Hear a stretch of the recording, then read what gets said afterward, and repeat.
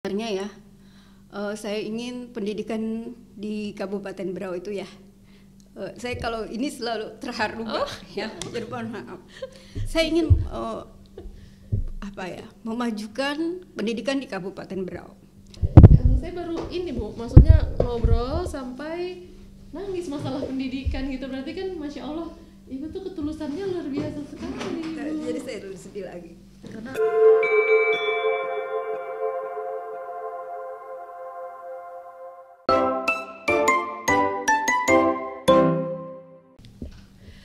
Assalamualaikum warahmatullahi wabarakatuh dan selamat sore, kembali lagi di podcast Cahaya Pustaka Perpustakaan SMP Negeri 3 Teluk Bayur. Kali ini saya kedatangan ibu yang luar biasa karismatik. Dari tadi saya sudah memperhatikan bahwa ibu tuh luar biasa sekali. Tapi sebelum kita perkenalkan, saya kenalkan dulu deh secara singkat. Kita kedatangan Ibu Chandra Wiwarni SPD. Beliau merupakan Kepala Sekolah SMP Negeri 2 Tanjung Redep. Dan sesaat lagi kita akan minta beliau berkenan untuk memperkenalkan diri secara singkat aja. Tapi izinkan saya menyapa dulu ibu kita yang satu ini. Assalamualaikum warahmatullahi wabarakatuh Ibu. Waalaikumsalam Mbak Erin yang cantik. Masya Allah. Tadi gimana nih Bu?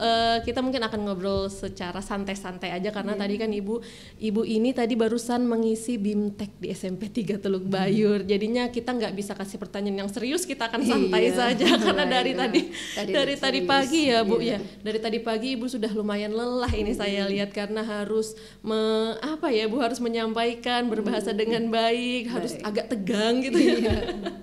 Oke, baik Ibu, panggilannya Ibu Chandra. Benar. Silahkan Ibu memperkenalkan diri Bu. Baik, hai. Ya, assalamualaikum.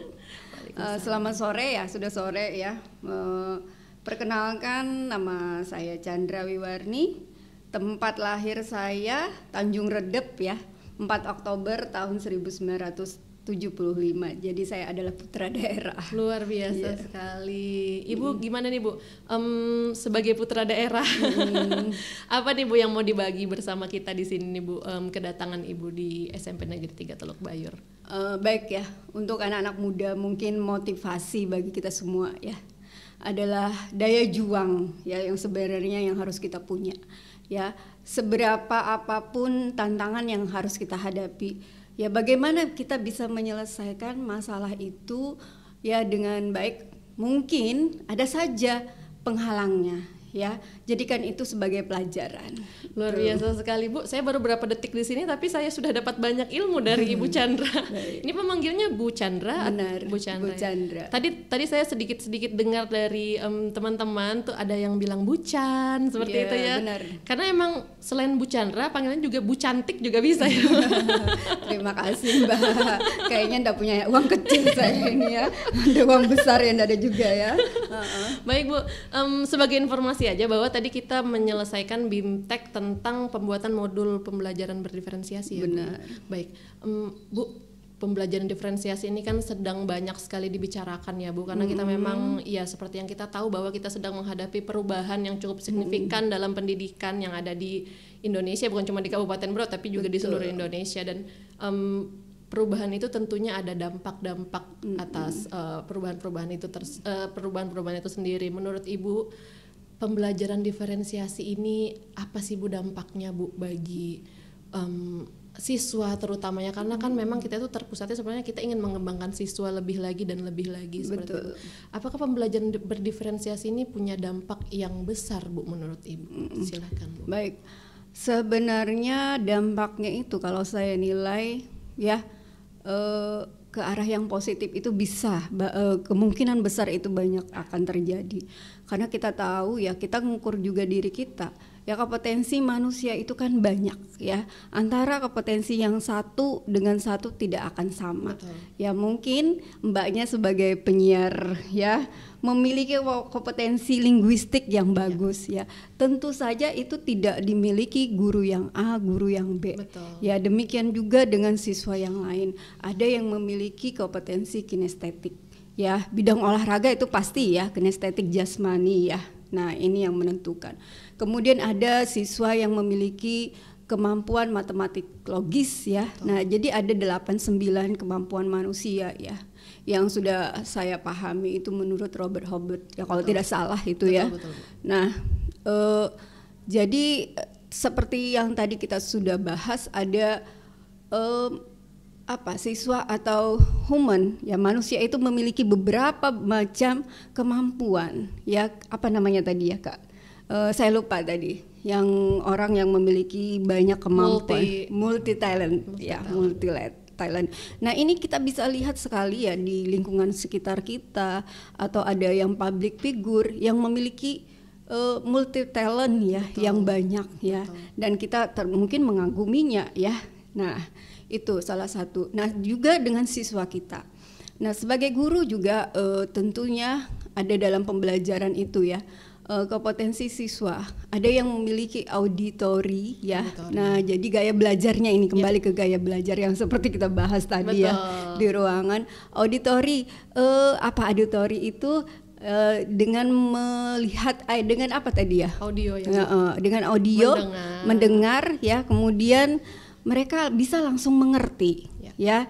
Jadi kalau ditayangkan video ya, visual ya, itu bisa ya, jadi macam-macam kinestetik, dia harus berjalan ke sana kemari dengan adanya gerak ya, baru bisa paham ya. Nah, jadi gaya belajar yang seperti inilah yang kita harus pahami untuk diri kita sendiri, ke siswa kita juga. Betul. Demikian, ada yang gaya belajarnya ada auditori, kemudian visual dan kinestetik. Nah, jadi bagaimana guru bisa memahami gaya-gaya belajar tersebut. Betul. Ya, dan ingat kalau kita mengukur daripada kemampuan kita sendiri, ya terkadang kita laju jalannya ya, sehingga kita kompetensi kita itu bisa diukur level tinggi ya. Nah, tetapi kalau kita mengukur lagi pada suatu saat kita akan menjadi turun, mungkin kondisi lingkungan ya, atau kita masih di level yang rendah. Nah, itu juga kita harus pahami kepada siswa kita.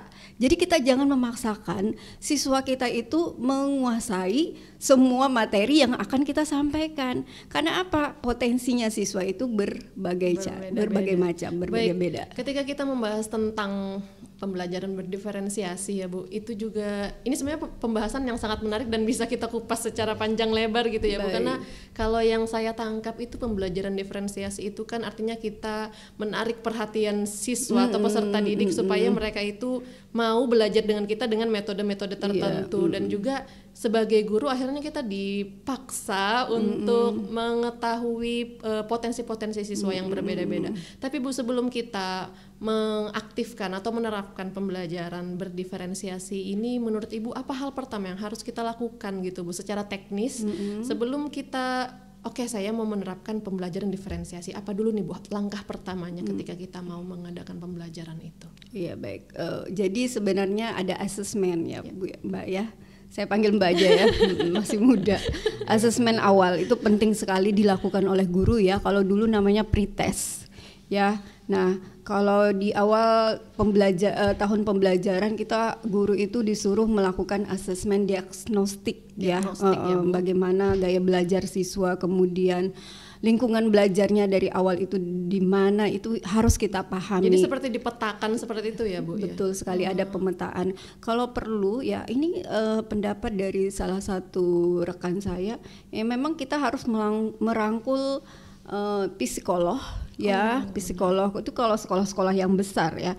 Tetapi kemarin ada pada waktu kami Loka 3 kalau tidak salah, ada salah satu CGP itu nge-share bagaimana kita mengetahui ya bakat minat siswa, kemudian gaya belajarnya itu bisa dengan adanya asesmen, ada linknya itu yang dibagikan. Betul. Nah, atau pada saat sekarang ya Bapak Ibu ya, di tingkat SMP itu namanya sudah ada ABM ya, asesmen bakat minat ya. Nah, asesmen dari jawaban siswa di asesmen bakat minat ini untuk tingkat SMA ya sudah diketahui nanti dia ke SMA. Betul. Berdasarkan bakat minatnya larinya cocoknya kemana, apakah ke SMK yang spesifik misalnya menjadi koki atau menjadi manajemen. Betul. Ya karena berbeda-beda ya Bu ya. Karena memang mohon maaf Bu saya potong sebentar, karena memang yang setahu saya di sekolah-sekolah internasional yang ada di luar itu memang sudah menerapkan itu Bu, karena sebelum anak-anaknya masuk biasanya dites psikologinya dulu, dites bakat minat seperti yang Ibu bilang, dan memang mungkin ini memang sudah ada dari dulu ya Bu, cuman sistemnya baru diciptakan sekarang yang mendetail seperti ini. Baik Bu, mungkin singkat saja Ibu, saya sangat tertarik. Saya sebenarnya nggak terima kalau disuruh 10 menit aja nih sama Bu Chandra. Saya pengennya 20 menit gimana dong. Saya sangat tertarik sekali dengan Ibu Chandra, dengan bagaimana ya profil Ibu, branding Ibu bisa berbahasa dengan baik, public speakingnya bagus dan lain sebagainya. Bu, ini mungkin di luar pembahasan tentang pembelajaran berdiferensiasi. Ibu belajarnya seperti apa nih Bu? Bisa punya ilmu yang begitu luas, bisa punya perbendaharaan kalimat yang baik, kemudian cara berkomunikasi yang baik. Apalagi Ibu sebelumnya guru ya Bu, ya, kemudian menjadi kepala sekolah. Seperti apa Bu? Bagi dong Bu pengalamannya, kita butuh nih Bu. Alhamdulillah Mbak ya kalau Mbak menilainya seperti itu. Kalau saya menilai saya itu masih belajar. Baik. Ya, jadi pada tahap sekarang sebenarnya untuk linguistik saya juga memikir apakah saya ini sudah bagus atau tidak. Makanya saya ingin belajar terus. Baik. Dan tentu saja literasi ini juga sangat penting sekali Mbak ya. Bagaimana kita mau menyampaikan materi sedangkan apa yang kita sampaikan itu tidak tahu. Betul. Makanya itu perbanyak literasi memang sebenarnya Mbak ya. Walaupun misalnya pagi itu ada yang nge-share kalimat yang motivasi atau hanya menanyakan kabar. Nah, disitulah kita belajar untuk berliterasi. Jadi literasi itu ada namanya literasi digital juga ya. Betul. Betul sekali. Zaman sekarang Mbak ya. Iya benar. Zaman kekinian. Iya, zaman kekinian. Jadi saya memotivasi diri saya juga. Saya tidak ingin tertinggal nih dengan anak-anak yang muda ini di literasi digital. Bagaimana saya bisa memanfaatkan digital ke arah yang lebih baik. Iya. Kalau target Ibu sendiri Bu, apalagi nih yang mau Ibu capai terakhir ya? Ini saya sudah dikejar-kejar nih sepertinya sama operator. Baik. Saya nggak mau, saya mau 20 menit pokoknya. Target Ibu Chandra, target seorang Ibu Chandra ke depan mau mencapai apa lagi nih Bu? Terutama di dalam dunia pendidikan. Baik, sebenarnya ya saya ingin pendidikan di Kabupaten Berau itu ya. Saya kalau ini selalu terharu ya, jadi mohon maaf. Saya ingin memajukan pendidikan di Kabupaten Berau, sehingga saya ikut dalam program ini guru penggerak ya sebagai pengajar praktiknya. Karena terus terang ya beberapa kegiatan itu Kabupaten Berau itu kategorinya rendah. Nah disitulah saya berdasarkan ini panggilan ya saya ikut pengajar praktik. Jadi kalau ada ilmu yang saya dapat, paling tidak ada ilmu yang saya bagikan, demikian. Betul.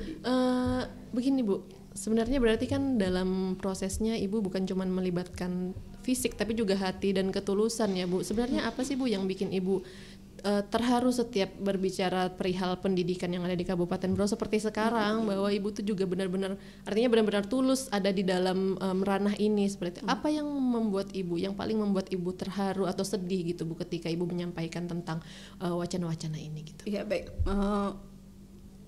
kalau pendidikan per kabupaten atau provinsi kan kita dilihat di pusat sudah ya. Betul. Baik itu di rapat pendidikan atau di PMM, atau bagaimana peran serta kita dalam mendukung kebijakan-kebijakan yang dilakukan pemerintah ya. Jadi saya kalau dengan guru saya saja beri motivasi, jangan sampai ada kata kita tidak bisa, katakan bisa ya. Kalau kita sudah melakukan ya, kita bisa karena biasa. Nah, jadi jangan patah semangat juga. Semangat dulu ya. Demikian juga kepada guru-guru yang masih muda ini ya. Jadi kalau ada kebijakan-kebijakan yang itu ibaratnya untuk memajukan dunia pendidikan, ya kita baca dulu ya. Oh, ini ternyata bagus. Ayo kita laksanakan. Seperti juga di PMM ini ya. Kebijakan ini kan dibuat pemerintah untuk menyongsong kurikulum nasional supaya kita pada waktu nanti di launchingkannya kurikulum nasional kita tidak gagap lagi. Tidak ketinggalan. Tidak berarti, ketinggalan. Ibu. Luar biasa sekali Ibu, saya beruntung sekali sore ini bisa berbincang-bincang dengan Ibu Chandra yang ternyata setelah kita ngobrol lebih dalam itu semakin saya kagum sama Ibu. Semoga Ibu selalu sehat, terutama bergerak dalam dunia pendidikan Ibu. Semoga Ibu selalu bersemangat, memimpinnya juga semoga selalu dalam lindungan Allah Subhanahu Wa Taala. Baik, luar biasa sekali saya bisa berbincang dengan Bu Chandra. Saya harap saya bisa lagi bertemu dengan Ibu, kita ngobrol-ngobrol yang lebih lama lagi. Terima kasih, semoga Ibu dalam perjalanan pulang bisa selamat, sehat sampai tujuan. Amin ya rabbal alamin. Amin. Terima kasih podcast Cahaya Pustaka. Assalamualaikum warahmatullahi wabarakatuh dan selamat sore. Waalaikumsalam. Selamat sore. Terima kasih Ibu. Masya Allah.